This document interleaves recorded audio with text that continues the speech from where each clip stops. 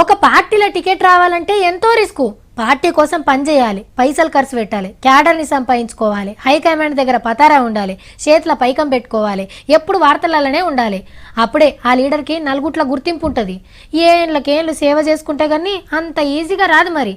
అయితే సినిమాలో గీసుంటి తిప్పలే ఉండేలా ఆల్రెడీ ఫుల్ పబ్లిసిటీ ఉంటుంది కాబట్టి ఎప్పుడంటే అప్పుడు పార్టీలు మారచ్చు, ఎప్పుడంటే అప్పుడు జెండాలు మారవచ్చు. రైట్, మొత్తానికైతే పంక పార్టీల చేరికైండు యాక్టర్ అలీ అన్న. ఓ 2-3 నెలల సంధి ఆంధ్రాలో 3 పార్టీల అధ్యక్షులను కలిసి ఆఖరికి జగన్ అన్నకు జై కొట్టిండు. 99లో కప్పుకున్నాను ఒక పార్టీ కండువా, మళ్ళీ ఈ 2019లో ఈ పార్టీ కండువా కప్పుకున్నాను. అన్నొక్కడే కాదు, చాలా మంది సినిమాలు ఇంతే ఎలక్షన్ల ముంగట పార్టీలకు వస్తారు. మొన్న ఇదే పార్టీలో జాయిన్ అయిన జయసుధ మేడం కరెక్ట్ ఓట్ల టైంకే ఏదో ఒక పార్టీలో పాదం పెడుతుంది. దీనికి ముందు దివ్యమాని మేడం చంద్రన్న పార్టీల చేరికై రోజక్కతోని రోజుకో పంచాది పెట్టుకుంటుంది. ఇక 30 years పృథ్వన్న కూడా ఓట్లకు ముందు జగనన్నను కలిసి ఓదార్చిండు. పోసాని మురళన్న గురించి మీకు తెలిసిందేనాయే.